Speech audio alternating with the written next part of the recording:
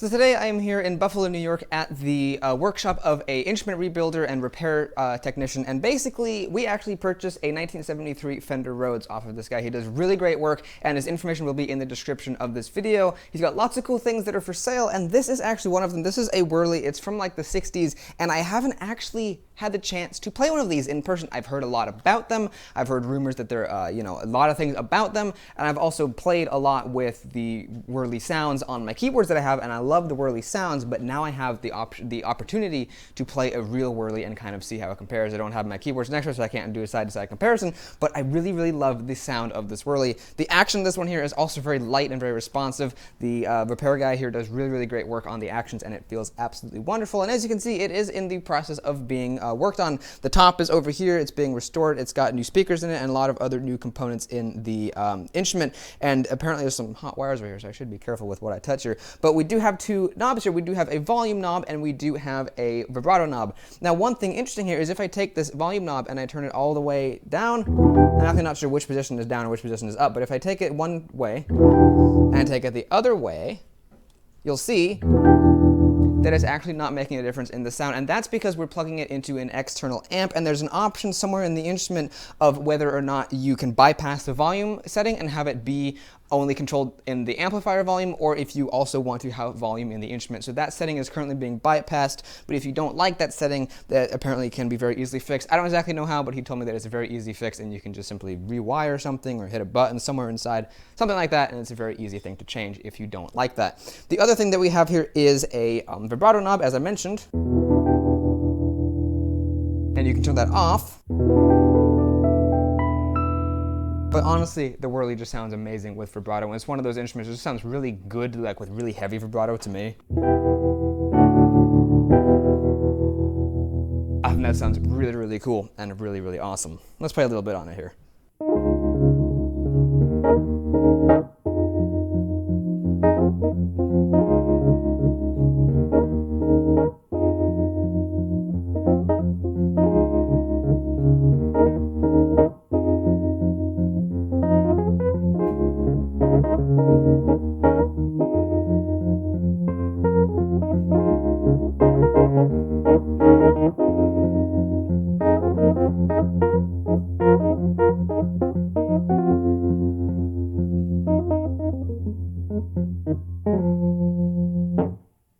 It sounds really, really cool, and that is the sound of the Wurlitzer. It's another electric keyboard from the 60s and 70s that was very, very popular and very, very famous, used in a lot of popular recordings, and it has a really, really cool sound.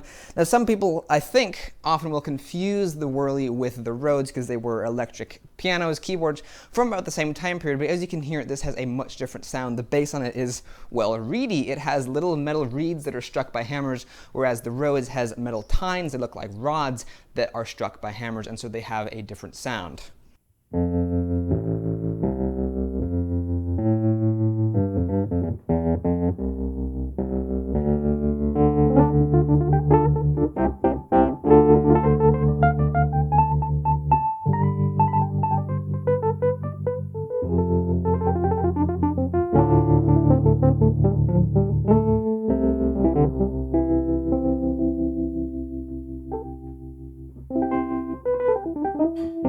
It has a much different sound than the Rhodes, but it's also a very, very cool sound, and it just sounds absolutely awesome, and I love the Wurlitzer. It's a really cool instrument.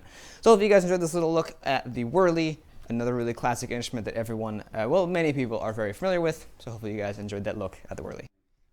It's kind of cool to see a Wurlitzer with the cover off because you can kind of see all the internal workings as well as the mechanisms for the action. Now this one here has had some things replaced. It's got new speakers and a lot of other new components like capacitors and pots and all kinds of things like that. But what's really neat to me is you can come in here in the side and actually see the mechanisms here for the action. Let me show you how all this works. It's really interesting.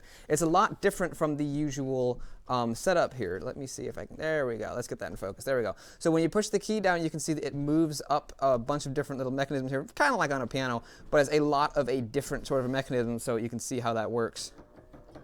It's kind of cool. The hammer there is so primitive, it's hilarious. It's just like a little stick of wood with a tiny bit of felt on it, but that is what comes up and then hits a little metal reed up here, as you can see.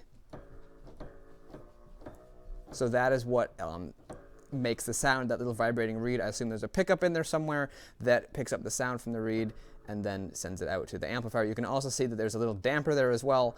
There is a damper pedal for the instrument as well that will lift all of them up at the same time, but when you let go of the key, the damper will drop down and stop the little reed from vibrating. So that is the internal mechanism of the Whirly, which I think is kind of neat to see. There you go. That's something I've never seen before. Probably some of you haven't either. So I just thought I would show you that, because I think that's kind of cool.